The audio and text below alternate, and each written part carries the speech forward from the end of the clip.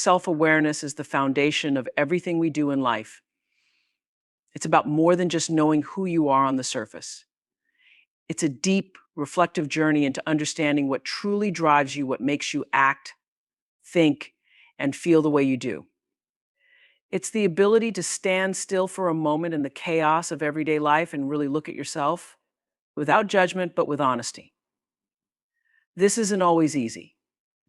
Most of us walk through life with blind spots, unaware of how our behaviors, habits, and attitudes affect our relationships, our work, and ultimately our happiness. But the more you work on increasing your self-awareness, the clearer things become. You start to see patterns that might have been invisible to you before, patterns that may be holding you back from becoming your best self. It's like peeling back the layers of an onion. With each layer you remove, you uncover something deeper. It might be uncomfortable at times because you might face parts of yourself you didn't want to acknowledge, insecurities, fears, old wounds that haven't healed. But it's in that discomfort where the real growth happens. When you become more aware of your thoughts, your emotions, and your reactions, you start to see how they are shaping your life. You start to understand why you do the things you do. And more importantly, you begin to see the areas where you need to grow. Self-awareness also means owning your strengths. We don't often take the time to truly recognize and celebrate the things we're good at. We're quick to criticize ourselves, to focus on our flaws, but how often do we stop and say, I'm proud of myself for this? Knowing your strengths is just as important as recognizing your weaknesses because your strengths are your tools for overcoming the challenges that come your way. When you are aware of what you excel at, you can lean into those strengths more intentionally, using them to carve the path toward your goals. But there's another side to self-awareness that's just as crucial, the awareness of how others perceive you. You may think you're coming across one way, but to the people around you, it might be something entirely different. How do your actions impact those you work with? How do your words affect the people you care about? Are you the person you want to be in the eyes of those who matter most to you? This is a hard question to ask, but it's necessary. Often we're so caught up in our own world that we forget to look at the bigger picture. True self-awareness means stepping outside of yourself and seeing the ripple effect you create in the lives of others. It's a daily practice. You don't just become self-aware one day and call it a finished project.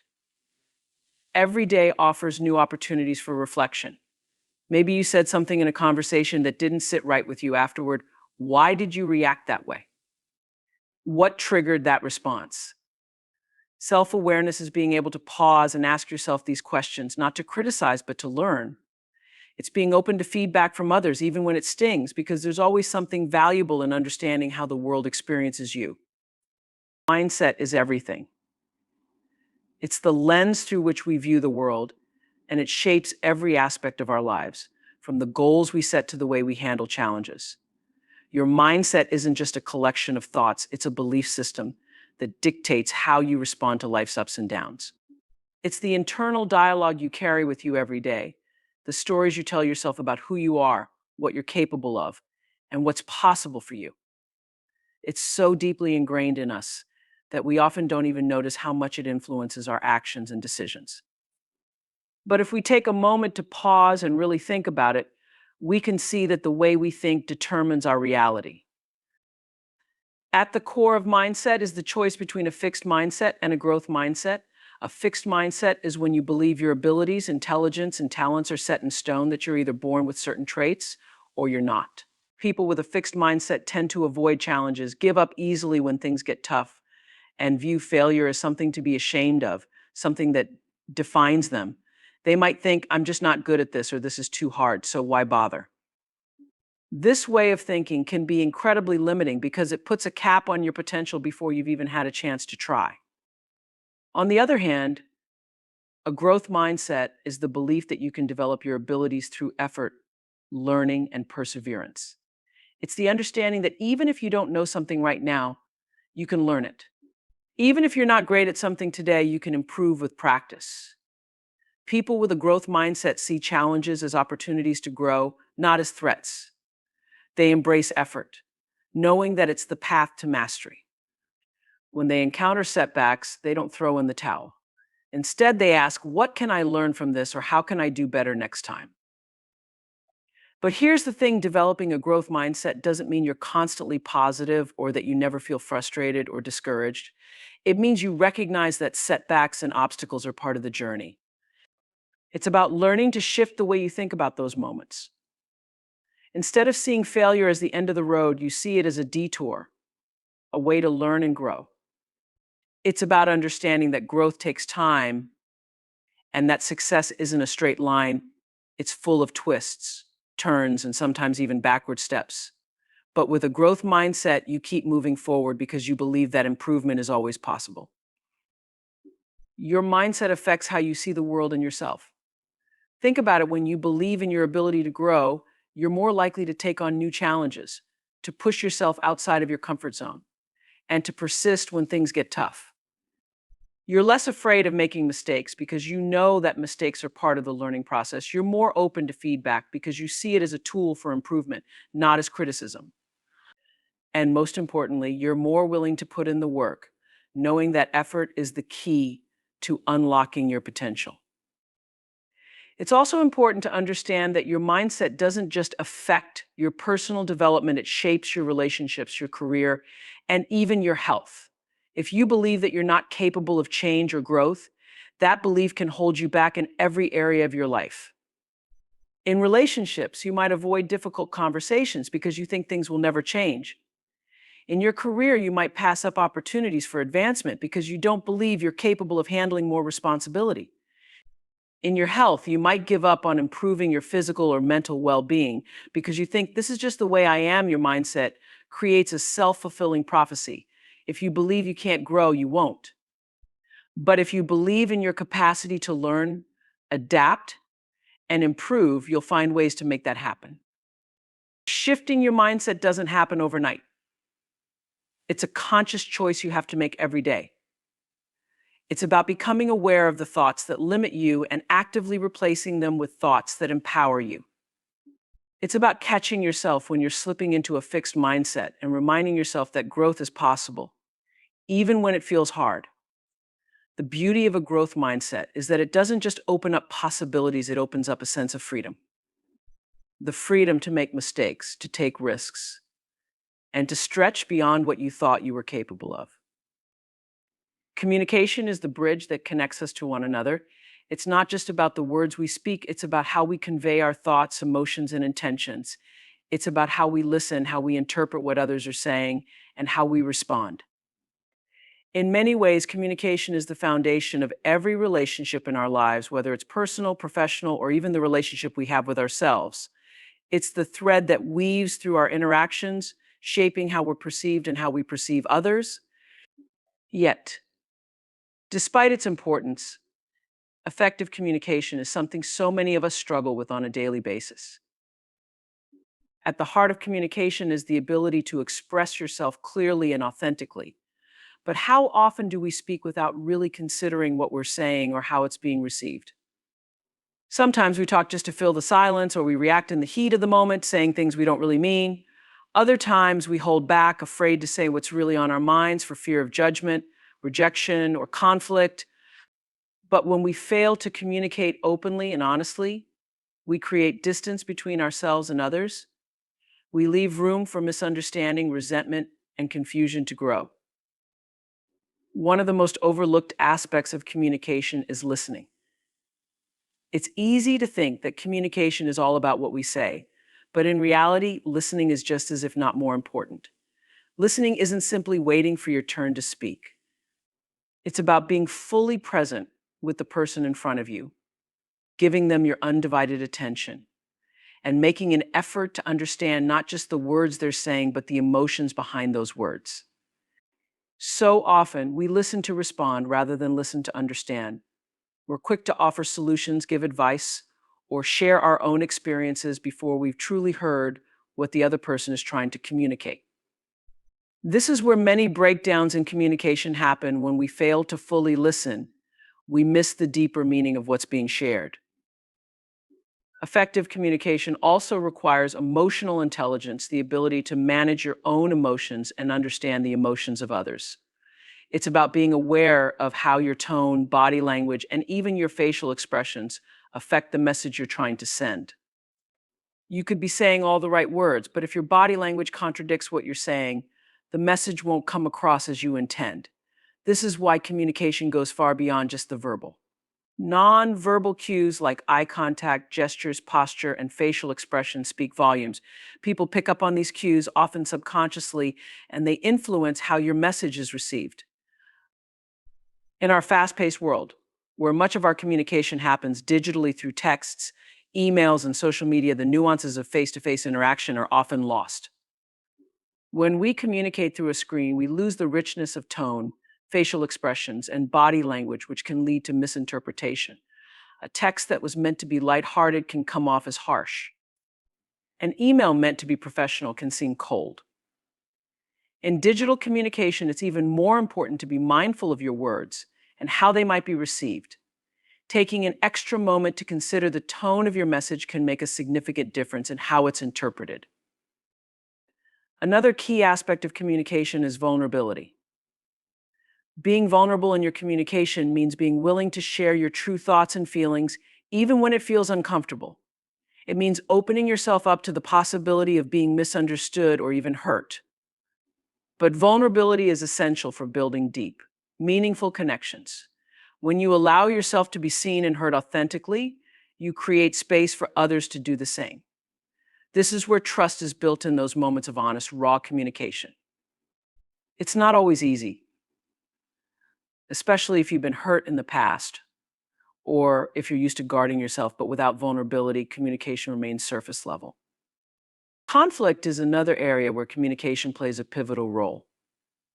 It's inevitable that disagreements will arise in any relationship, but how you communicate during conflict determines whether that disagreement will bring you closer or push you apart. It's easy to get defensive, to raise your voice, or to shut down entirely when tensions are high.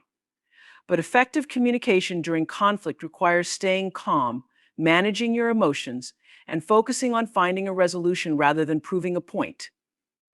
It's about being willing to listen to the other person's perspective, even when you don't agree, and expressing your own perspective without attacking or blaming. Communication also extends to how you communicate with yourself, the internal dialogue that runs through your mind day in and day out. How often do we speak kindly to ourselves? How often do we practice self-compassion and communicate words of encouragement to ourselves, especially in moments of doubt or failure? The way you talk to yourself can influence your confidence, your motivation, and your overall well-being. If your internal communication is filled with negativity and self-criticism, it will show up in how you interact with the world around you. Ultimately, communication is a skill one that requires continuous effort, practice, and refinement. You're never done learning how to communicate better because there's always room for improvement. Whether it's learning to listen more attentively, express yourself more clearly, or handle conflict with more grace, improving your communication can enhance every aspect of your life. It's about being mindful of the impact your words have and the emotions they carry. It's about being present, being empathetic, and being willing to engage in meaningful, honest conversations, no matter how challenging they might be. Time management is one of the most crucial skills we can develop in our lives. It's often said that time is our most valuable resource because, unlike money or material possessions, time is something we can never get back once it's gone. Every single day, we are given a limited number of hours, and how we choose to spend those hours ultimately determines the trajectory of our lives. Yet, despite its importance, time management is something many of us struggle with. We find ourselves constantly juggling tasks, racing against the clock, or feeling overwhelmed by the endless demands on our time. The ability to manage time effectively isn't just about getting more things done. It's about making sure that the things you do align with your goals, values, and priorities. At its core, time management is about prioritization. We all have a long list of things we could be doing on any given day, but not all tasks are created equal. Some tasks are urgent, some are important, and some are neither. The key to effective time management is learning to distinguish between the tasks that truly matter and those that don't.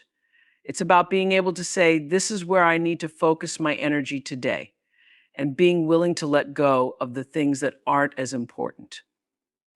This requires a certain level of self-awareness, as well as a willingness to make tough decisions. You have to be honest with yourself about what's really important in your life and what's simply a distraction. One of the biggest challenges with time management is that we often overestimate how much we can get done in a day and underestimate how long things will take. We pack our schedules with back-to-back meetings, tasks, and commitments, leaving little room for breaks or unexpected interruptions. And then, when we inevitably run out of time or fall behind, we feel frustrated or defeated. Part of mastering time management is learning to be realistic about what you can accomplish in a day.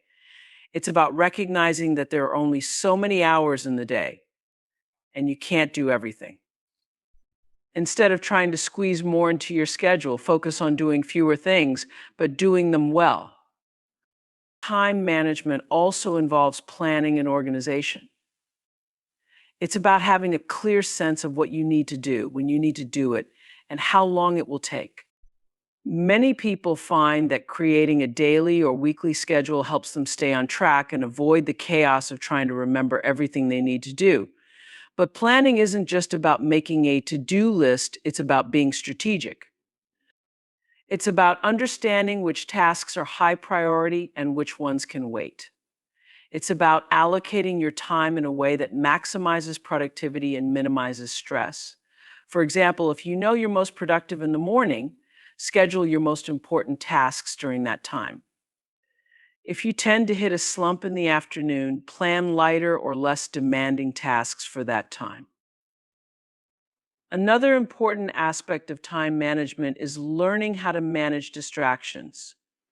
In today's world, we are constantly bombarded with notifications, emails, phone calls, and social media, all of which can pull us away from what we're supposed to be doing. It's easy to get sucked into the vortex of distractions and lose track of time. 1 minute you're working on an important project, and the next minute you're scrolling through your phone or responding to non-urgent emails.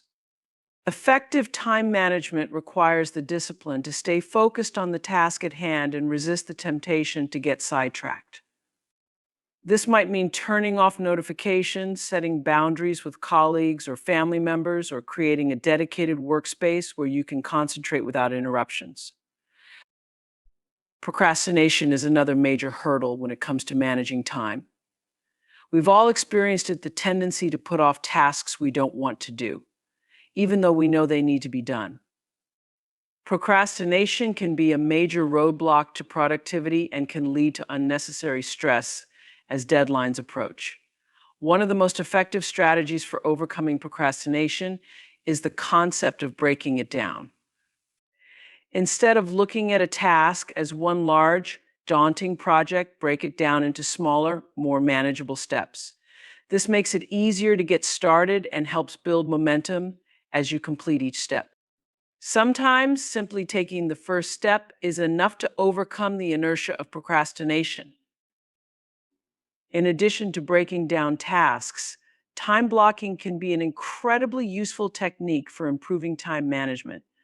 Time blocking involves setting aside specific chunks of time for specific tasks or activities. For example, you might block out 2 hours in the morning for focused work on a big project, then block out an hour in the afternoon for answering emails or returning phone calls. The idea is to create dedicated time for different activities rather than trying to multitask or switch between tasks throughout the day. Time blocking helps create structure and allows you to be more intentional about how you spend your time. It also helps prevent tasks from bleeding into one another, which can lead to inefficiency. Another important element of time management is knowing when to delegate or ask for help. Many of us fall into the trap of thinking we have to do everything ourselves, but the truth is, trying to do it all can lead to burnout and exhaustion. If there are tasks that can be done by someone else, whether it's at work or at home, don't be afraid to delegate. Delegation not only frees up your time for more important tasks, but it also allows others to take ownership and grow in their roles. Similarly, asking for help when you're feeling overwhelmed is a sign of strength, not weakness. It shows that you value your time and that you're willing to seek support when needed. Time management is also about self-discipline and setting boundaries. It's easy to let other people's demands and requests dictate how you spend your time, but if you're not careful, you can end up spending your days reacting to other people's needs rather than focusing on your own priorities. Setting boundaries means being able to say no when necessary and protecting your time for the things that matter most to you. It's about being clear with others and with yourself about what you're willing and able to take on. This can be difficult, especially if you're someone who wants to please others or feels obligated to say yes to every request. But learning to set boundaries is essential for maintaining control over your time and avoiding burnout. One of the most valuable aspects of time management is the ability to create balance in your life.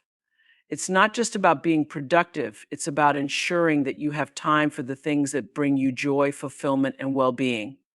All too often, we get caught up in the hustle and grind of work, and we neglect our personal lives, our relationships, and even our health. But managing your time effectively means making space for the things that matter most to you, whether it's spending time with loved ones, pursuing hobbies, or simply taking time to rest and recharge. Balance is crucial for long-term success and happiness, and it's something that requires ongoing effort and attention. Finally, time management is about accountability. It's about holding yourself accountable for how you spend your time and recognizing that you have the power to make changes if something isn't working. Time management is not about perfection, it's about progress. It's about being mindful of how you're using your time, learning from your mistakes, and making adjustments as needed to improve your efficiency, productivity, and overall sense of fulfillment. Health is the cornerstone of everything we do in life. Without it, even the most ambitious goals, the grandest dreams, and the highest achievements can become difficult, if not impossible, to pursue. Health isn't just the absence of illness, it's a state of complete physical, mental, and emotional well-being. It's the foundation upon which all other aspects of our lives are built, our careers, our relationships, our ability to enjoy life. Yet, in the fast-paced, achievement-driven world we live in, health is often the first thing we sacrifice in the name of success or productivity. We push our bodies and minds to the limit, ignoring signs of fatigue or stress until we find ourselves running on empty. And it's only when our health starts to decline that we realize how vital it truly is. When we think of health, the first thing that often comes to mind is physical health. This includes everything from our diet and exercise habits to how well we sleep and how we manage stress. Physical health is deeply intertwined with how we feel, how we perform, and how we interact with the world around us. A strong, healthy body gives us the energy to tackle challenges, to be present in our relationships, and to engage fully in our work and personal lives. But taking care of our physical health requires conscious effort. It's about making choices every day that support our well-being, even when it's not easy or convenient. One of the most important aspects of physical health is nutrition. What we eat has a direct impact on how we feel, both physically and mentally. A diet rich in whole, nutritious foods fuels our bodies with the energy and nutrients they need to function optimally. It supports our immune system, helps maintain a healthy weight, and reduces the risk of chronic diseases like heart disease, diabetes, and certain cancers. On the other hand, a diet high in processed foods, sugar, and unhealthy fats can lead to fatigue, weight gain, and a host of other health issues. But eating well isn't just about following a strict set of rules, it's about developing a healthy relationship with food, one that allows for balance and moderation. It's about choosing foods that nourish both your body and your soul without feeling deprived or guilty. In addition to nutrition, exercise is another key pillar of physical health. Regular physical activity has countless benefits, from improving cardiovascular health and strengthening muscles to boosting mood and mental clarity. Exercise isn't just about aesthetics or fitting into a certain size, it's about feeling strong, capable, and energized in your daily life. Whether it's going for a run, lifting weights, practicing yoga, or simply taking a walk, movement is essential for maintaining a healthy body and mind. Exercise helps reduce stress, improve sleep quality, and increase overall happiness by releasing endorphins, the body's natural mood boosters. But staying active doesn't have to mean spending hours at the gym. It's about finding forms of movement that you enjoy and that fit into your lifestyle so that it becomes something you look forward to rather than a chore. Sleep is another critical component of physical health that often gets overlooked. In our society, there's a tendency to glorify being busy, to wear sleep deprivation like a badge of honor, as if getting by on just a few hours of rest is a sign of dedication or hard work. But the reality is that sleep is essential for both physical and mental recovery. During sleep, our bodies repair tissues, build muscle, and release hormones that regulate everything from appetite to mood. Without adequate sleep, our immune system weakens, our cognitive function declines, and we become more susceptible to stress, anxiety, and illness. Prioritizing sleep, getting 7 to 9 hours a night, is one of the most powerful things we can do to support our overall health and well-being. It's about creating a bedtime routine that allows your mind and body to unwind, making your sleep environment as comfortable as possible, and recognizing that rest is not a luxury but a necessity. But health isn't just physical, it's also mental and emotional. Our mental health affects how we think, feel, and behave in our daily lives. It influences how we handle stress, relate to others, and make decisions. Just like physical health, mental health requires attention and care. In a world that's constantly demanding more from us, it's easy to become overwhelmed, anxious, or burnt out. That's why it's so important to cultivate practices that support mental well-being. This might include mindfulness, meditation, journaling, or simply taking time each day to check in with yourself and your emotions. Mental health is about recognizing when you need to slow down, when you need to seek help, and when you need to make changes in your life to create more balance and peace. Stress management is a crucial aspect of both mental and physical health. Stress is an inevitable part of life, but how we manage it makes all the difference. Chronic stress can lead to a host of health problems, including high blood pressure, heart disease, obesity, and mental health disorders like anxiety and depression. Learning to manage stress in healthy ways, whether through exercise, relaxation techniques, or talking to a trusted friend or therapist, can help prevent these negative effects and improve overall well-being. It's about recognizing the signs of stress in your body and mind and taking proactive steps to reduce its impact. Sometimes that means setting boundaries, saying no to things that overwhelm you, or carving out time for yourself in the midst of a busy schedule. Health also involves emotional well-being, which is often tied to our relationships and our sense of purpose in life. Feeling connected to others, having a support system, and experiencing love and belonging are all critical to emotional health. When we feel isolated or disconnected, it can take a toll on our mental and physical health. That's why nurturing your relationships, whether with family, friends, or a partner, is so important. Emotional health is also about understanding and managing your emotions. It's about being able to experience a full range of emotions without being overwhelmed by them. It's about developing resilience, the ability to bounce back from setbacks and navigate life's challenges with a sense of hope and optimism.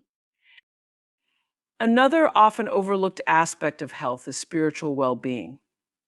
This doesn't necessarily mean religion, although for many people, spirituality is rooted in their faith. Spiritual health is about feeling connected to something larger than yourself. It's about having a sense of purpose and meaning in your life.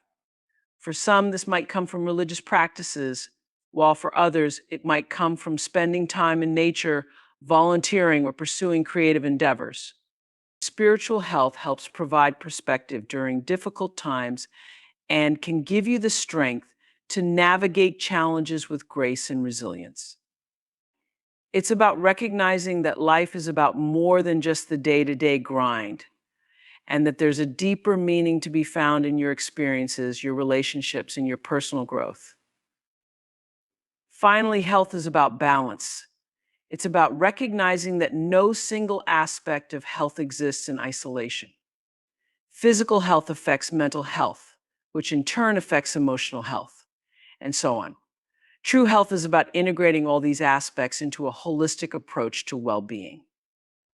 It's about making choices every day that support your body, mind, and spirit.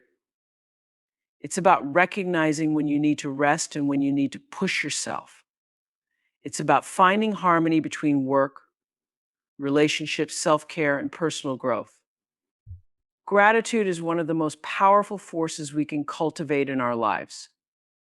It's a simple concept appreciating what we have and acknowledging the good in our lives, but its impact can be profound. Gratitude shifts our focus from what's lacking to what's abundant, from what's wrong to what's right. In a world that often encourages us to want more, do more, and be more, practicing gratitude reminds us that we already have enough, that we are enough. It's not about ignoring challenges or pretending that everything is perfect. Instead, it's about recognizing that even in the midst of difficulties, there is always something to be thankful for. Gratitude begins with a mindset, a way of seeing the world. It's about training your mind to notice the small, everyday blessings that are often easy to overlook.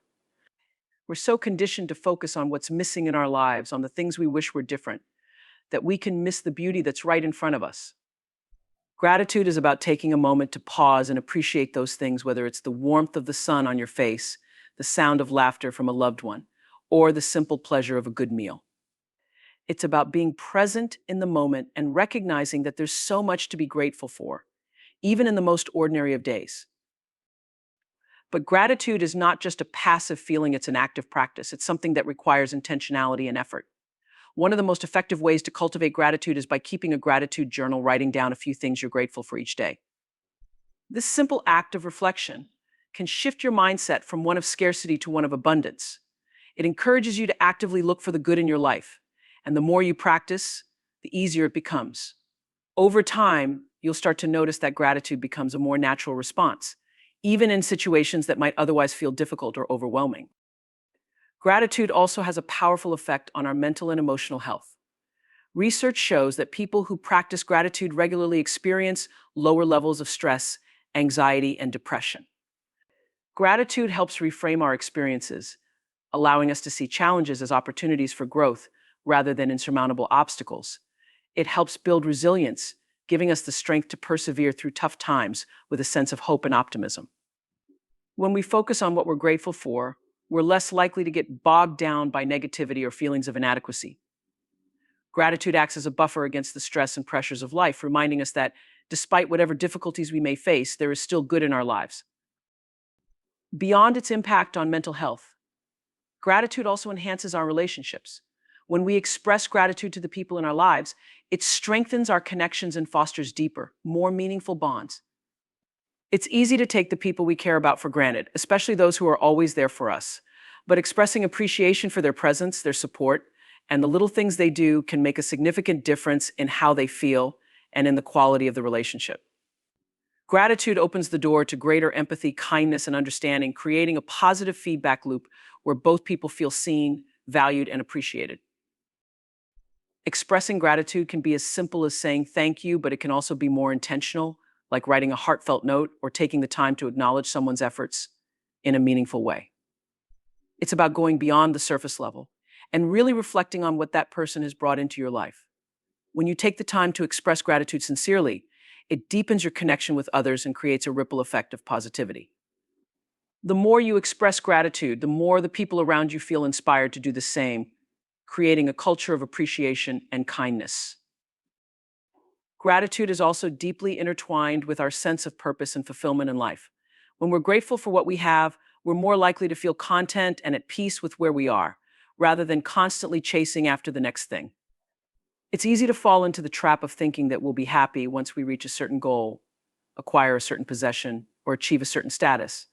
But gratitude reminds us that happiness isn't something we find in the future. It's something we find in the future. It's something we cultivate in the present moment. It's about appreciating the journey, not just the destination. In many ways, gratitude is a form of self-care. It's a way of nurturing your emotional well-being and taking care of your mental health. When you practice gratitude, you're giving yourself permission to feel joy and contentment, even in the midst of challenges. You're reminding yourself that you are deserving of happiness and that there is beauty to be found in even the smallest moments. Gratitude helps you create a more positive outlook on life, which in turn supports your overall health and well-being. Gratitude also plays a crucial role in how we navigate life's challenges and setbacks. It's easy to be grateful when things are going well, but the true power of gratitude is revealed when we can find reasons to be grateful even in difficult times. This doesn't mean ignoring pain or pretending that everything is okay when it's not. Rather, it's about finding the silver linings, the lessons, and the growth that come from adversity. It's about acknowledging that, even in hardship, there are still things to be thankful for, whether it's the support of loved ones, the strength you've gained through the experience, or simply the opportunity to start fresh. Practicing gratitude in difficult times can be transformative. It shifts your focus from what's going wrong to what's still good, helping you cultivate a sense of hope and resilience. Gratitude doesn't eliminate challenges, but it changes the way you approach them. It helps you maintain perspective and reminds you that even in the darkest moments, there is always a glimmer of light.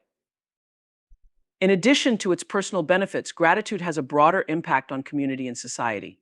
When we practice gratitude collectively, it creates a sense of unity and shared purpose. Gratitude fosters a culture of appreciation and generosity, where people feel more connected and more willing to support one another. It's about recognizing that we are all in this together, and that by lifting each other up, we create a stronger, more compassionate community. When we express gratitude in our interactions, whether in our families, our workplaces, or our communities, it creates a ripple effect that spreads positivity and kindness far beyond ourselves. Gratitude is also about recognizing and appreciating the abundance that already exists in our lives, rather than constantly striving for more. We live in a world that often equates success with material wealth and possessions, but gratitude reminds us that true abundance comes from within. It's about appreciating the simple joys of life, the things that money can't buy, like love, connection, and inner peace. When we practice gratitude, we cultivate a sense of sufficiency, where we no longer feel the need to constantly compare ourselves to others or chase after external validation. Instead, we find contentment in the present moment and in the richness of our own lives. Gratitude for yourself is another essential aspect of this practice. Often we're so focused on external gratitude, being thankful for what others do for us or for the material blessings in our lives, that we forget to express gratitude for ourselves. But taking time to acknowledge your own efforts, your own growth, and the ways in which you've shown up for yourself is just as important. Self-gratitude is about recognizing that you are worthy of appreciation, not just from others, but from yourself.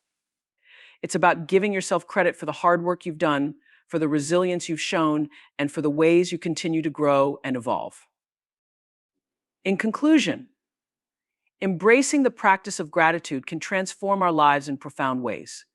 It invites us to shift our focus from scarcity to abundance, encouraging us to appreciate the simple joys that surround us daily. By cultivating a mindset of gratitude, we not only enhance our mental and emotional well-being, but also strengthen our relationships and build a sense of community. Gratitude empowers us to navigate challenges with resilience, reminding us that even in tough times, there is always something to be thankful for. As we integrate gratitude into our daily lives, we open ourselves to greater joy, fulfillment, and connection, ultimately enriching our journey and fostering a deeper appreciation for the beauty of existence.